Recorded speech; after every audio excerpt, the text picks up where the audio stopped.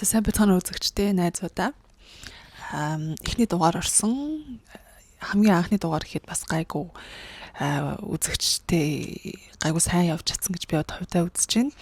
Тэгээд ярианы одоо ямар нэгэн сэдвийн талаар, нэвтрүүлгийн талаар ингээ орчуулад ярина гэдэг бол маш их ур чадвар шаарддаг юм байна. Тэгээд дээрэс нь ярианы ур чадвар маш хэрэгтэй болдго юм байна. Тэгээд би ч гэсэн өөрөө ярианыхаа ур чадварыг сайн дээшлүүлээд улам сайн ярих гэж, улам сайн ойлгомжтой, товчруулан тодорхой ярихыг хичээх болно цаашдаа. Тэгээд дээрэс нь одоо YouTube хийдэг иймэрхүү нэвтрүүлэг янз янзын зүйлс тайлбарлаж орчуулж ярьдаг хүмүүсээр маш их бахархаж энэ үнэхээр их ажил байдаг юм байна.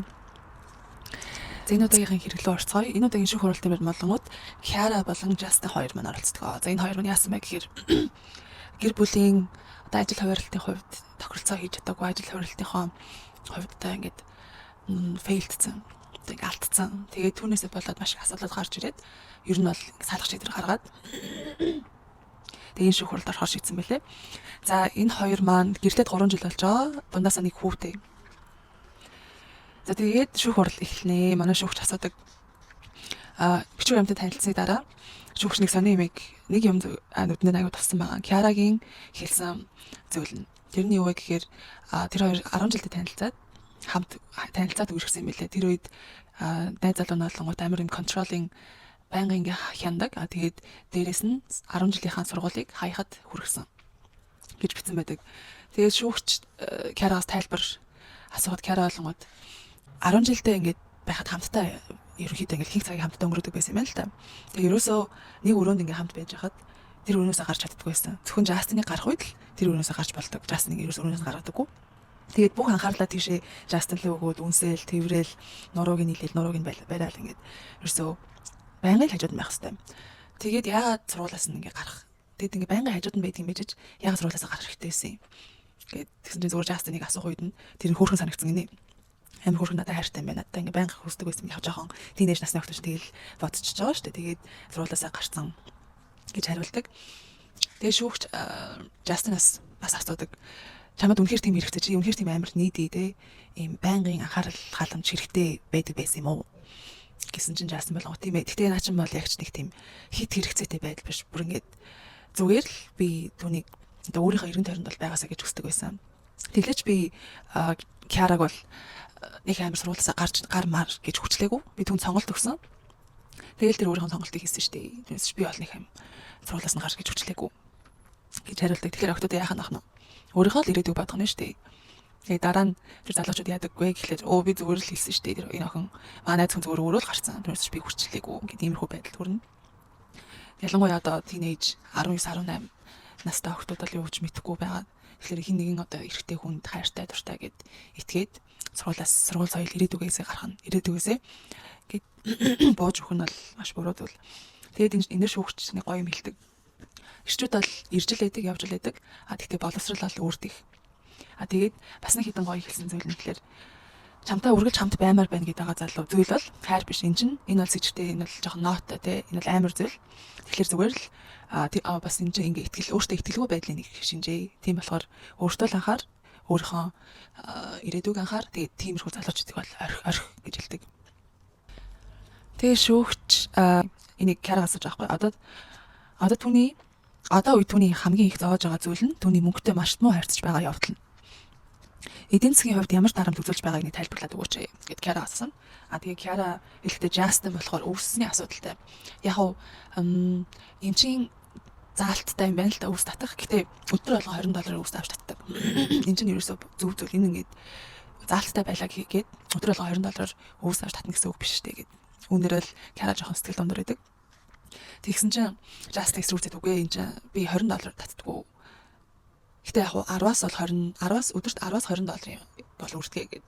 Тэгэл $20 л штэ гэж шүүгч гэсэн чинь Kiara хэвдлээс нь өглөө 10 гээд энэ өвсний асуудал гэж дуустдаг. Тэгээ Justin болохоор одоохондоо л ажилгүй байж байгаа саяхан нэг ажилд орсон юм билээ. Хамгаалагчийн ажилд. Тэгээд шүүгч ихтэй миний ойлгосноор чи ажлын байраа удаан хадгалж үлдэхэд хүндрэлтэй байдаг. Яагаад тэгэхээр чи захирлаасаа заавар авч чаддаггүй. Гэхэд Justin тийм ээ би эрх мэдлэнгүүдийн эрх мэдлээ ашиглаад бусдын хил хязгаарыг зөрчгöd дургу. Шүүгч миний ойлгосноор та сүүлийн 3 жил доор хаяж 6 ажил сольсон юм байна. Таны бүх дараанаар эрх мэдлээ давуулан ашигладаг байсан гэсэн үг юм уу гэж Justin-аас асуусан. Тэгсэн чинь Justin болохоор үгүй ер нь бол бүгд биш. Гэхдээ зарим нь тэгээд үнэндээ Justin 2 жилийн дотор 6 ажил сольсон. Тэгээд шалтгаан нь болонгууд дургуй ажиллаа хийж байсан учраас гэж байгаа юм. Тэгээд Justin өөрийгөө болохоор би бол ингээ гар хөдөлмөрийн ажилтан. Би барилга, гайнуур гэх мэт ажил хийх дуртай. Тэгээд би Лас Вегас руу нүүж очиод олцсон ганц ажил нь миний дургуй ажил байсан. Тийм болохоор би хийгээгүй. Тэгээ шүүгч та тэгэхээр өөрийгөө тэрхүү ажлыг хийхэд дэндүү дээр хүн гэж бодсон байх. Та өөрийгөө маш уламжлалт үзэлтэй ир хүн гэж боддог. Гэрийн ажил хийх нь өөрийнхөө төвшнөөс доогуур зүйл гэж үздэг учраас огт хийж чаддаггүй. Гэсэн чинь Justin болонгууд наа чи эмэгтэйчүүдийн ажил. Аяг таваагүйгаа хоол хийх, хүүхэд тасрах, усанд оруулах гэх мэт зүйлсийг чинь эмэгтэй хүмүүс хийх ёстой. Би харин гадаа хашаа болон гаднах ажил хийдэг. Тэгээ шүүгч та гэр бүлийнхаа гол орлого олдог хүмүүн үү гэсэн ч үгүй. Тэгэхээр та уламжлалт ир хүн биш юм байна. Та хүүхдээ тэрвэрч авчаад усанд оруулж чаддаггүй хэмжээний уламжлалт ир хүн. Гэхдээ гэрийн ир хүн байж гэр бүлээ авч явж эхэндээ ажил хийх шаардлагагүй болгох тухайд уламжлалт ир хүн бол та биш юм байна. Гэдгийгсэн чинь Justin. Тэр ажил хийх шаардлагагүй би хүүхдэд асардаг. Гэдгийгсэн чинь шүүгч болохоор тэр ажил хийх ёстой. Яагаад тэгэхээр чи ажил хийдэггүй. Тэр гэртээ гол мөнгө хүн авчирдаг хүн нь. Тэгэхээр тэр ажил хийх хэрэгтэй. Та ажил хийх гэхээр та дараагийнхаа ингээд үгийг сонсоод тушаалыг дагч чаддаггүй. Та тийм л ир хүн гэдгсэн чинь байнга эсрүүцдэг. Тэгээд Justin хэлээд гэтээ би бүх төлбөрийн төлдөг штэ. Би өөрийнхөө мөнгийг Kiara-г өөрийнхөө мөнгийг хадгал гэж хэлдэг. Би хадгалынхаа зөвшөөрдөг. Харин Kiara-гийн төлдөг цорын ганц мөнгө нь болохоор миний өвсний мөнгө. Тэгсэн чинь өөрхөн ихнэр нь гэж яахгүй. Би мөнгөө хадгалж үлдэж юусаа чадахгүй байна. Би мөнгөө хадгалж барьж байх хэрэгтэй гэж боддог. Учир нь нөхөр нь дандаа $20 зээлж цалин бохоор буцаагаад өгчигээд бүх хадгалсан мөнгөнийг буцаагаад авчдаг гинэ. Тэгээд Kiara бодохтой болохоор урагш ингээд мөнгөө цуглуулж урагшлах хэрэгтэй тий. Тийм байхад ерөөсөө урагшлах ингээ боломж олгодоггүй. Байр машин авах мөнгө хадгалмаар байдаг ч хадгалж чаддаггүй. Тэгээд харин Justin болонгууд мөнгө хадгалах шаардлагагүй гэсэн үзэл бодолтой байдаг. Яагаад тэгэхээр бид мөнгө хадгалах шаардлагагүй гэж боддог. Маргааш амьд байна гэсэн баталгаа байхгүй юм чинь бид нар ингээ мөнгө хадгалж яах юм бэ? Тэгээ шүүгчлэгтээ одоо Justin маргааш бид нар амьд байна гэсэн баталгаа бид нар маргааш амьд байна гэсэн баталгаа байхгүй. Гэтэ амьд байх баталгаа бол маш өндөр. Justin та өөрөө ингээд амьд баталгаа амьд байхгүй байж болно маргааш. Гэхдээ таны эхнэр, таны хүүхэд одоо маргааш өглөөс ирэх нь тодорхой. Та тэр хүмүүсийн төлөө мөнгө хадгалах хэрэгтэй. Тэр хүмүүсийн төлөө аюулгүй байдлыг хангаж тэр хүмүүсийн төлөө ажиллах хэрэгтэй. Тэгээд энэ бол зүгээр л хүүхдийн зам байна гэж шүүгч зэмлээд энэ хэсэг яриа бол ингээд дуусдаг. За одоо тэгээ шүүгч нөхрийн талаас ямар мэдрэмж ямар бодолтой байдгийг асуудаг. Justin миний ойлгосноор таны хамгийн гол гомдол бол эхнэрийн тань байнгын яншиж өгүүлж явдаг байдал. Та энэ талаараа сайн яриад өгөөч гэж шүүгч үснэ. Justin болохоор би хайр халамжтай хүн байхыг хичээдэг. Өглөө босоод би өглөөний хоол авахын тулд нэлээд хол бараг 1 милийн зайд дэлгүүр хүртэл алхаж очиод буцаж ирдэг.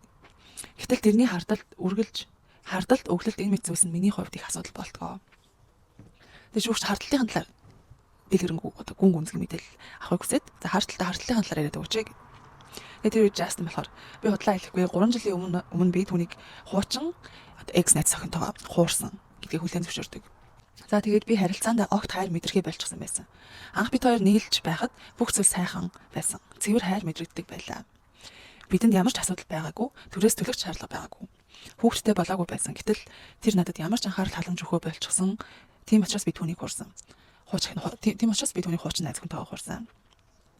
Тэгээ хуучин найз охин түнлөө ингээд мессеж бичиж явах үед нь одоогийн найз охин болов эхнэр нь Kiara ингээд хараад тэгээ тэр хоёр ингээд барьчихсан. Тэгээд тэр үед баригдангуудаа тэр хоёр ерөөсөө тэгээд Justin болонгууд нөгөө хуучин найзтай хуулцгаа болчихсон юм байна л да.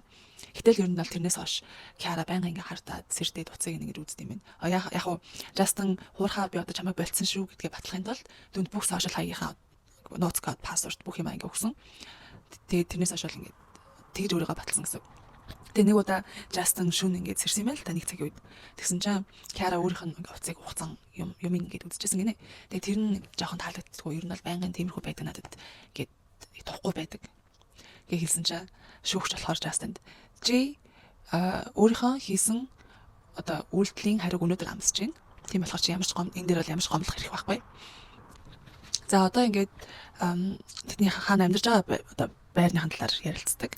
Шүүгч Кярагаас одоо та хоёр чинь танаг эцэг их гэрт амьдарч байгаа билүү гэдсэн чинь тийм ээ. Гэтэ бид хоёрт одоо ингээд нүг тав гарцсан. Тэгээ маш их айжийн сандарч байна. Яагаад тэгэхээр Justin ерөөсөө ажиллаа хадгалаад үлдэж чаддаггүй. Тийм болохоор би бол маш их айжина гэд хэлдэг. Тэгсэн чинь шүүгч болохоор яаж юм уламжлалт ир хүн те өөрийгөө уламжлалт ир хүн нөхөр гэж итгэдэг хүн хадминд очиод амьдраад дуусд юм бэ. Би бол энийг ерөөсөө ойлгохгүй байна. Гэсэн чинь Justin хариуд нь би ингээд Лас Вегаст байхдаа бол ажилтаа байсан. Тэгтээ би ингээд ажиллаа алдчихсан. Кяра төрөөсөө одоо байрныхаа төрөөсийг төлөх чадвартай байсан тэр үед. Тийм болохоор л надад зүгээрээ ухааны юм ярьдаг байхгүй. Тэгээд би угаасаа ажлаа ингээд алдчихсан. Тэгээд шүүгч ажлаа алдсан гэсэн чинь Justin зүгээр ажлаа алдсан ч гэж би өөр нь бол гарчихсан юм. Би менежертайгаа айгүй юм том файт болсон байл та бараг ингээд олдон алдаад. Тэгээ угаасаа өөрийгөө халагдана гэдгийг мэдчихсэн болохоор би намайг халахаас өмнө өөрөө өдрүүлээ гарцсан юм. Тэгээд угаасаа миний дургүй ажилласан. Тэглэж Кяра ажилтай мөнгөтэй төрөөс төлөх чадвартай байсан гэсэн хариулт хэлдэг. Тэгсэн чинь манай шүүгч амар гоё. Манай шүүгч нь айгүй гоё. Би бол маш дуртай. Одоо ингээд ир хүн байна. Би бол ир хүн одоо би хүүхдээ ганц одоо тэг ингээд памперсыг солихоор тийм одоо юм доор Кяра төрөөсөө одоо байрныхаа төрөөсийг төлөх чадвартай байсан тэр үед. Тийм болохоор л надад зүгээрээ ухааны юм ярьдаг байхгүй.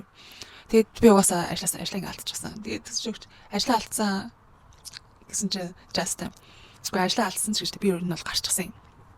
Би менежертайгаа айгүй юм том файт болсон байл та бараг ингээд олдон алдаад.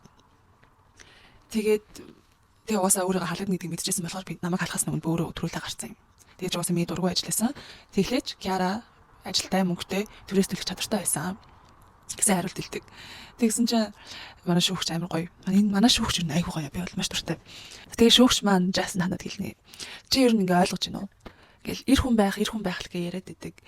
Чиний хувьд ир хүн байх ингээд байх бол үл хүндэтгсэн байдлыг төвчдөггүй. Тэгээ хүүхдийнхаа живхийг сольж чадахгүй, солихыг хүсдэг, сольдөггүй. Тийм ир хүн.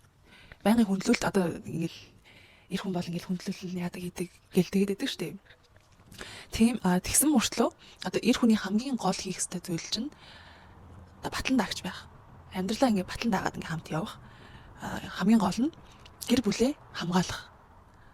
Эдгээр зүйлс энэ чинь ир хүнийг бий болгодог юм. Түүнээс биш би ир хүнгээд гэрээ ажил хийхгүй, ажилгүй тэгээ ийм зүйлсийг бол ир хүн гэдэггүй маа. Чи бол амар ууртай ажлынхаа одоо захирлаасаа өгч сонсоод аваад ингэ сонсож чадахгүй. Тийм учраас танай ихтер чинь чамтай байхдаа аюулгүй мэдрэхгүй байгаа. Чамтай байхдаа ингээд тэжээгцэн тэтгэгдсэн мэдрэмж гэр бүлийн нэг тийм мэдрэмж мэдрэхгүй байгаа. Тэгээ чи бол ингээд дотроо маш жижигхэн хүн бүр ингээд зүгээр нэг хүнээ ажлаа гэр бүлээ авч яваад ажлаа хадгалахын тулд хүнээс нэг жоохон өгч сонсож чадахгүй хэмжээний тийм жижигхэн хүн гэд хэлдэг гэсэн чинь үгүй би бол те би яаж энэ хүн намайг гэр бүл гэж харахгүй байхад би яаж ингэж гэр бүлийн одоо энэ хүмүүсийг баг хамгаалж хайрлах юм халамжилж тэтгэж тэжээж явах юм бэ гэсэн хариулт өгдөг. Тэгэлж би гэр бүлээ асарч хамгаалдаг гэдгсэн чинь шүүгч за тэгвэл та өөрийгөө яг яаж гэр бүлээ асарч хамгаалж тэжээж явдаг ингэ тайлбарлаад өгөөч гэдгсэн чинь би бол ингэ гэр бүлээ ингэ хамгаалж одоо тэтгэж халамжилдаг. Би хүүхдээ ингэ халамжилдаг. Би ингээ хүүхдэд дайпер би хүүхдэд памперсыг авч өгдөг. Миний хүүхдэд идэх хоол байна. Амьдрах одоо тий байшин байна. Би бол ингээ гэр бүлээ асарч хамгаалдаг гэсэн чинь шүүгч Кярагийн эцэг ихээр гэсэн чинь тийм ээ. Гэтэл би одоо бас ингэж хувь нэмэр оруулж угаасаа Кяра бол өөрийнхөө ингээ тухтай бүстэй байгаа. Өөрийнх нь Кярагийн тухтай бүс бол аав ээжийнх нь гэр. Тэгээд тэндээсээ бол хизээч явахыг хүсдэггүй. Жишээлбэл бид хоёр одоо өөр можуур ч юм уу өөр ингээд хот руу нүгэд явхад би бол ажиллаа хийгээд гэр бүлээ дижиж чадна. Гэтэ ямар ч ялгаа байхгүй яа. Тэгэхээр Кярагийн тухтай бүс нь бол түүний гэр гэдгсэн чинь Кяра хэлэхдээ одоо хэрвээ Justin одоо нэг ажилдаа одоо сараас жилийн хугацаанд ингээд ажиллаа доктортой мөнгө болоод одоо түнд итгэж чадах хэмжээнд ингээд очих юм бол ямар ч асуудалгүй би энэ хүртэйгээ хамт байхад бэлэн байна. Гэхдээ түүний нөхөр нь бол ядаж ажиллаач ингээд хадгалаад явж чадахгүй хэмжээний тийм жижигхэн сул дорой хүн байгаа учраас бол би эцэг ихэндээ үлдээд энэ хүнээс салмаар байна гэсэн хүсэлтэй байдаг. Тэгээд угаас тэг шүүгч Justin хэлдэг. Угаасаа ингээд чамайг бол амар ууртай хүн. Одоо гин тогтсон уурлаад. Ер нь бол шалтгаан нь бол тийм байхгүй Justin-ий. Одоо ингээд тэгээд албан тушаалтан эсвэл одоо менежер, эсвэл супервайзер, эсвэл ажлынханд хүмүүс одоо ингээрээ тэгээрээ угаасаа ажил дээр тийм хүсэл байдаг шүү дээ. За ингэж тэгчээр энийг аваад ирчих гэдэг хүү инээ тэр мэрэг гэл. Эсвэл ингэдэг гэд хэлэнгүүд тэрэнд нь уур нь хүрээд идэг. Тэгэл ингээл уурлал хэрүүл задаа хийгээл ажлаас ингээ байн гарчаад идэг. Тэгээд шүүгчээр хэлж байгаа хгүй. Одоо чамайг бол ингээ ууртай гэв тогтсон ингээ ууралдаг хүн гэдгийг мэдчихээн. А тэгээд бас чи өөрөө байнгын ажлаа ингээ талтдгаа мэддэг юм чинь ажил хийж явах хугацаанд мөнгө хадгалаад тэгээ ажилгүй болох тэр нэг одоо хэсэг хугацаа байгаа шүү дээ. Тэр үедээ тэр мөнгө ашиглаад ингээ явж иж болдоггүй мó. Тэгээд тэгсэн чинь Justin гэж аахгүй. Би бол ганцхан одоо чухал биш л ажлуудаас ингээ алддаг. Тэгсэн чинь шүүгч бүр ингээ бүр зөвхөрцөн заяа чухал биш ажиллаа. Чи чухал биш ажил гэж одоо юу яриад бүр ингээд юм хэлхээс ч бүр ингээд одоо цэрвэн нэгдүүлв тэгчихсэн заяа. Тэгээ Justin тэгснэ бүр ингээд тэ нэг ч юу юм сонин тэнийг юм ярьж байгаа ч бүр ингээд мэдхгүй байгаа юм шиг байна заяа өөрийгөө ер нь юу яриад байгааг. Тэгээд би бол ингээд чухал биш ажлаас гардаг. Би өмнө нь construction одоо барилгын ажил хийдэг байсан. Гэхдээ одоо барилгын ажил маань ингээд зогссон байгаа болохоор би өөрийнхөө одоо дургүй ажлыг хийгээд байсан. Тэгээ хэрвээ одоо construction барилгын ажил мал эхэлчих юм бол би тэнд ажиллаж байгаа. Тэглэж би өөрийнхөө дургүй ажилдаа явахын тулд өглөө болгон сэрнэ гэж өгсөн юм. Энэ бол ерөөсөө ажил биш. Би бол юм хүсэхгүй байна гэсэн хариулт ирдэг. Тэгээд шүүгч за би чамд одоо нэг юм хэлье. Шүүгчийн аав нь 1919 онд төрсөн. Тэгээд 1947 онд хуулийн сургууль явсан юм байлээ. Гэтэ хуулийн фирм болон түүнийг ажилд аваагүй. Яагаад тэгэхээр тэр үед хар арьстай хүмүүст одоо янз янзын эрх мэдэлтэй мэдлийн ажил эрх мэдэл өндөртэй ажил өгдөггүй байсан юм. Тэгээд аав нь болонгууд яг хуулийнхаа одоо хуулаа ингээ байнга давтаж байгаа хажуугаар улдаасны үйлдвэрт ажил хийсэн хүн байсан гинэ. Тэгээд докторийн бүр ингээ докторийн зэрэг авсан. Тэгээд 5 foot 2 inch им өндөртэй ихлэрч нэг жижигхэн жоохон намхан маягийн хүн байсан болоо 170 мал байхаа энэ чинь бараг 170 малтай хүн байсан гинэ. Тэгэл өдөр шөнөгөө ажилдаг байсан. Тэгээд түүний хийж болох хамгийн буруу зүйл бол гэр бүлтэй анхаарал тавихгүй байх явдал байсан.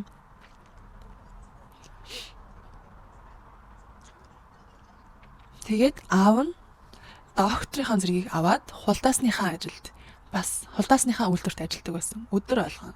Тэгээд түүнд ингээл тэгээ аавд нь одоо тий өөрөөс нь ухаан муутай, өөрөөс нь одоо тиймэрхүү хүмүүс ингээ юу хийхин зааж исэн ч гэсэн түүний одоо шүүгчийн аав нь бол хангалттай тэдрийг ингээд одоо сонсоод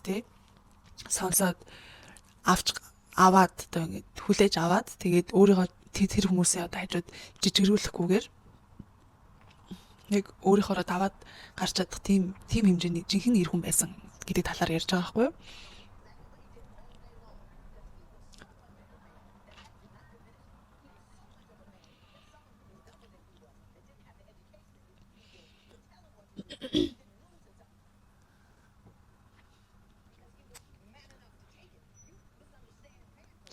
Тэгэд чи бол ингээд эр хүн гэдэг ойлголтыг бол маш буруу ойлгож явж байна.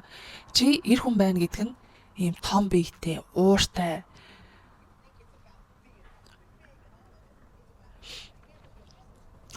хүн гэж бодож байна. Гэхдээ энэ бол бүх эр хүн байна гэдэг бол ингээд бүх зүйлийг зохицуулах, бүх зүйлийг авч явах чадaltaй байх.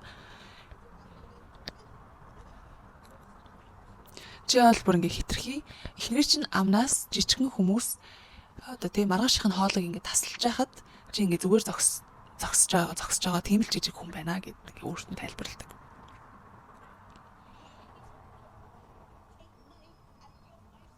Тэг чи ер нь ингээ миний хэлж байгааг ойлгож байна уу?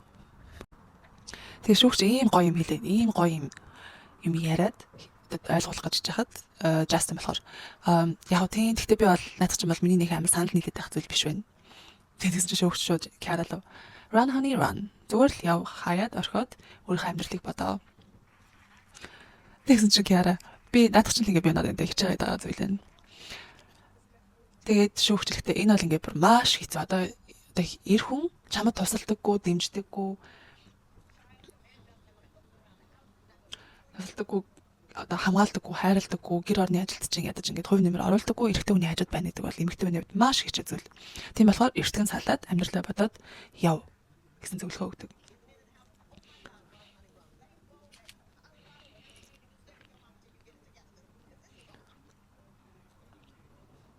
Тэгсэн чинь Justin болгоод би бол хүүгээсээ эзэж алдахгүй, би бол хүүтэй хайртай, би бол хүүгээсээ хашаач халдаж чадахгүй гэд. Тэгсэн чинь шүүгч тэгвэл том бол. Тэгээд Justin болгоод эн чинь ингээ хоёр гудамж тий. Чи ингээ хоёр хүний ингээд юм гэж аахгүй. Тэгээд би ингээ ганцхан өөрийгөө өөрчлөх биш. Одоо Кара ч гэсэн өөрийгөө ингээ өөрчлөх хэрэгтэй. Чи хоёр хүний асуудал явагдаж байна. Явагдаж байгаа гэсэн үзэл зөртэй байдаг. Тэгсэн чинь тэгвэл одоо Карагаас яг юу өөрчлөх хэрэгтэй юм чи юу өөрчлөлмөр байгаа юм. Тэгсэн чинь намайг ингээ өглөөс ирэнгүүтээ тэнийг мангараар нь дуутахаа болохыг би ингээ хүсэж байна. Би ингээ өөрийнхөө хийх хэрэгтэй гэсэн бүх зүйлээ ингээ хийж өгдөг. Тэгээ одоо миний ганцхан одоо буруу хийж чадахгүй байгаа ганц зүйл л ингээ ажил. Тэгээс бусдаар бол би ингээ баг сайн ир хүн гэдэг байхгүй. Тэгсэн чинь шүүгч бүр энэ дэр амар инээдэг. Тэгээ одоо би бол ажилтай. Би ингээ security officer би ингээ хамгаалагч гэдгийг.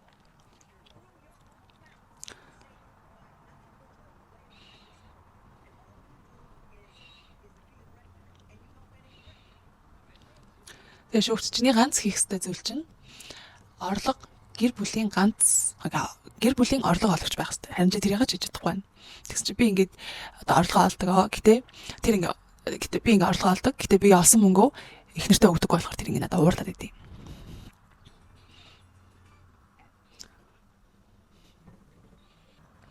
За ингээд шүүгч маань сүүлийн удаа Justin дахиад нэг ойлгуулахыг хичээдэг. За тэгээ шүүгч хэлэхдээ за би одоо дахиад нэг удаа чамд тайлбарлаж өгье. Би бол өөрийгөө маш юм ухаалаг бодтой хүн гэж боддог. Тэгээд ихэнх ухаалаг бодтой хүмүүст юмсыг ингээ ойлгуулж чаддаг гэж би итгэдэг учраас би одоо чамд ингээ дахиад нэг удаа тайлбарлая. Чи яг машин шиг. Чамд гоё обууд байна, уралдааны зурагс байна, машинд байх хэвээр бүх гоё зүйлс байна. Гэтэ хамрыг нээхэд чамд хөдөлгүүр байхгүй. Чиний эр хүн гих ойлголт бол ерөөсөө л бүдэг хоосон зүйл. Чи эр хүний дүр төрхийг ингээ харуулахыг хичээдэг. Тэгээд эмэгтэй хүний хийх ёстой ажил гэж бодсон зүйлийг эрэгтэй хүн хийх юм бол эр хүний нэр нүүр одоо хүч нь байхгүй болно гэж итгэдэг. Гэтэ яг үүндээ эр хүний хүч нэр хүндийг нэмдэг зүйл бол эхнэрээ аюулгүй доктортой амьдралтай болгох явдал. Эр хүн байна гэдэг худал хийсвэр дүр төрхөө орих. Тэгээд жинхэнэ эр хүн байна. Тэр машинд хөдөлгүүр хий. Чамд хийхийг хүсэхгүй зүйл байсан ч, дуртай ажил чинь биш байсан ч, том жижиг ажил байсан ч гэсэн чи ингээд хийж чаддаг байх хэрэгтэй. Учир нь чи гэр бүл эхнэртэй хайртай байх чинь чиний эгоноос илүү чухал зүйл шүү. Гэсэн чинь Justin юу гэсэн гэж манайхаа. Тийм учраас би 6 ажил сольсон шүү дээ. Би 4 ажилдаа хүртэл орж ирсэн гэсэн чинь шүүгч. Яа за тийм ээ. 6 ажлаас гарсан гэвэл таарна. За одоо Каратай эргэж битгий хар. Түүний хүүхдтэй нь уулзаад битгий саадвал хүүхдтэйгээ байнга уулзуулж. Тэгээд хинээс Justin-аас хүүхдийн мөнгө ав. Ядаж л одоо байнгын доктортой ажил байхад нь хувь нэмэр болж магадгүй. Тэгээд Justin-ыг сэтгэл зүйчтэй уулз ягаад өөрийнхөө одоо ийм жижиг эр хүнээр мэдрээд дотроо ингээ маш жижигээр мэдрээд гаднаа ингэж том дүр эсгдгийг одоо уучаа олоод ингээд янз л гэсэн зөвлөгөө өгдөг. Тэгээд дээрээс нь бас өвсөө марихуана болоо гэсэн зөвлөгөө өгдөг. За ингээд энэ шүүх хурал дуслаа. Та бүхэн таалагдсан байх гэж найдаж байна. Энэ дээр маш их сургамжтай зүйлсүүд байгаа манайхаа. Одоо ми дараагийн бас дугаар ярихаар төлөвлөж байгаа дугаарууд маань бас маш их сонирхолтой дугаарууд байгаа. Энэ удаа арай дээр ирсэн гэж найдаж байна. Guys тэгээд бас сэтгэлдээ бичээд өгөөрэй. Subscribe бас дараарай. Баярлалаа.